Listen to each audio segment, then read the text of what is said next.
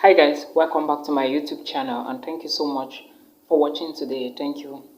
If you are new on this YouTube channel, you are highly welcome and my name is Milton. For those who are old, they already know I'm the anointed village boy. Thank you so much for watching today. In this video, I'm going to be talking about how you can apply to UK universities. Yes, I want to talk about how you can apply for universities in the United Kingdom. First of all, before I continue, please, I want to emphasize that if you have applied for schools in Sweden before, if you have applied for schools in Finland before, and you follow the central application system, it means that what I'm going to be talking about here, you would understand easily. Notwithstanding the fact, if you are new, you are still going to understand, okay? Thank you. So today I want to talk about how you can apply for UK schools. I know this method is not a method a lot of people do know because some people go ahead to apply per single universities, all right? And again, I also want to make you understand that on this particular method, you need about £20 or £25 to do the application, all right?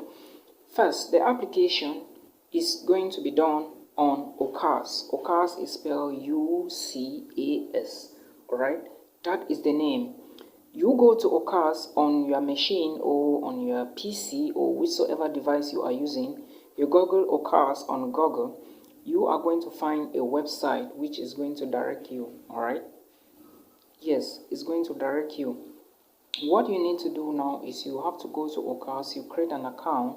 When you create the account, you have to put in your details, right? Like your name, your date of birth, your passport number, or all those details. When you have finished putting the details on Ucas, the next thing you have to do is your personal information. Like I said, you have to maybe enter your nationality, where you were born, expiring date of your passport, or things like that.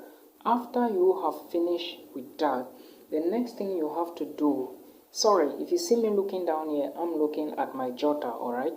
So the next thing you have to do, first of all, the Ucas is like a central application system used in the United Kingdom, alright? It is same like the application system used in Finland. It is same like the application system, let me say like the central portals used in Sweden. For those who have applied to these countries before, they know what I'm talking about, alright? So Ucas is a general application system. As soon as you have finished filling this stuff, you have to enter the grade on your transcript, alright? For those who come from Cameroon and who pass through the University of Boya, you have to enter the grade on your transcript exactly the way it is on Ucas, alright? For those who graduated from the University of Chang and the University of Yaoundé, let me say the French-speaking institutions, or let me say the French schools, you enter your grade exactly the way it is on Ucas, because a lot of students think that, some students, let me put it this way, think that because Ucas is an English platform, or it is going to the UK, or your application is going to the UK, if you put your details according to how, or your grade, your transcript, the grade on your transcript according to how it is in the language, it may affect your application. No, alright?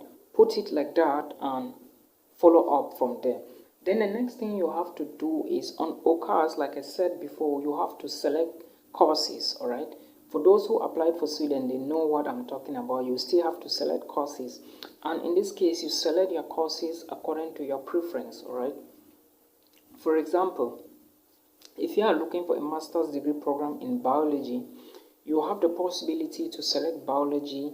You can still select biological sciences. You can still select bioengineering. It depends on you. But on Ucas, you are going to select 5 different courses. Alright, but at the end of the day, you will be the one to decide where to go and where to go and study. Alright, so that is how basically Ucas work. Now, when you have selected the programs, the next thing you need to add to it is a personal statement. Very, very important. The personal statement is very important, an important document to use for your application when applying for schools in the United Kingdom. If you don't know how to write a personal statement, please comment below and tell me, then I will make a video on how to go about that, alright? without wasting much time. Now, when you finish with a personal statement, you also need to show proof of a reference, all right? You also need to upload a reference letter or a letter from a referee. Now, in this case, note that first, the referee should be your employer. That is the first referee you need. Or the referee should be a professor. That is the second referee you need. Or the referee should be a close person to you, professor, lecturer, or an employer. These three groups of people are preferable to be your referees. The reason is because they are highly qualified or highly ranked personnel, alright, that know you better. You understand what I mean? Because if a professor is in charge of you, it means that he or she must have known you for 2 years, because you must be in school for at least in university for 2 years in order to go close to a professor. Or let me say your teacher, they must teach you for at least 2 years, or your lecturers, alright? So these are the people to write a reference for you, and this is how the referee is going to, or the reference letter is going to look like. The reference letter, you are going to get the emails or the numbers, the telephone numbers of your reference or your referee, all right, the person referring you to Ucas, all right, or writing the letter on your behalf. You are going to collect his or her number, put it on the website, all right. Then Ucas is going to contact the person writing the reference letter on your behalf. Then give him a link. Give him a link. When the letter is ready, he sends the letter to that link directly to Ucas, alright? That is how it functions. You get the numbers, give to Ucas. Ucas send an email to the person writing the letter for you or on your behalf. Then when he or she is done with it, he sends directly to the referee. You don't see the letter, alright? That is how it is done. Then when you finish with that, you have to enter your details now. Remember, your email must be on Ucas, the correct email, because at the end of the day, they will contact you through that email. When you finish with that, now you need to complete your application. You have passed the personal statement, the referee, your grades, and your details, alright? Now you need to, like I said, select 5 courses. Select according to how you want them to look in terms of ranking, alright? Now, when you select the courses, you also need to pay remember, this is a central portal. Sorry guys, I'm not feeling too well, but it's okay, we move. Remember, Ucas is a central portal used for, let me say, applications, all right, controlled by a central body. So they need let me say, like, money to run these things, all right? So the application fee they are charging you, it used to be £20, but I think now it's like £25. I'm not really sure, but if you go there, you are going to see what I'm talking about. I'm going to put the link to that particular website in the video description, all right? So make sure you verify that. Then when you pay the application, there is a deadline. Always note the deadline, all right, of every application you do. Not only on Ucas, in every country you are doing, there are always deadlines for application. Make sure you verify all of that and do things on time, all right? When you finish with that, they are going to make a date, all right? They will select a date for an interview for you. There is always a date for an interview when it comes to Ucas applications. Like the University of Oxford, I can't remember when their own date is, but I think it should be around January of every year, all right? And remember, there are deadlines for you for these applications to end. So when they select the date for the interview, after the interview, a decision will be made, and you can also track this decision using the Ucas tracker, all right? Now, the decision is made based on what you did in the interview. The decisions may be made based on your language proficiency, and when you are applying, they may say, well, they may not tell you, but at the end of the day, you will get the decision as it is. Like I said, decision varies on individuals and language possibilities, all right? So that is what you need to understand. Now, the next thing is, when the decision is made, there are 3 things that happen. You would either get an offer to study in a particular university. you will either get a rejection, all right, that you have been rejected because your documents or whatsoever did not meet the requirements to study in that particular program or institution, or you may get a conditional offer. All right, now if you get the offer, a direct offer, you have to accept that you are going to study this program.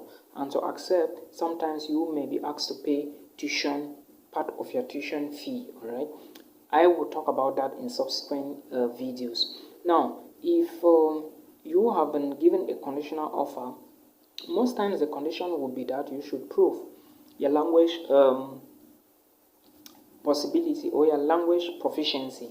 All right, and in this case, I think the IELTS or the TOEFL, for those of you who come from other countries which their first language is not English, all right, you can prove that using IELTS or TOEFL. Some people, like let me say the Germans or the Chinese, they also have the right to prove their English capabilities with the IELTS or the TOEFL. It's for everybody, all right? Just prove that you can speak English, or maybe there is a condition on it that when you finish your secondary education or your high school, you should present your transcript, all right, or your certificates. Things do happen like that, especially when it concerns bachelor students applying for bachelor's programs, all right? So you should understand that that is how Ucas work. And now when you have confirmed your position for this program, you have come to the end. Immediately you confirm your position, that is the end of everything on Ucas. Now the university will contact you, all right, to give you full details about the program or the semester or whatsoever, and you have to apply next again for your student visa or your Type 2 visa or Type 1 visa. It doesn't matter. In as much as the process is complete, you can go ahead and apply for your visa. Remember, the confirmation you made, they are going to give you documents to show to the embassy, all right? Without the confirmation, you can't apply for the visa. I hope this helps you, all right? If it does, please do not go without subscribing, all right? Subscribe and support the movement. Thank you so much for understanding. Peace.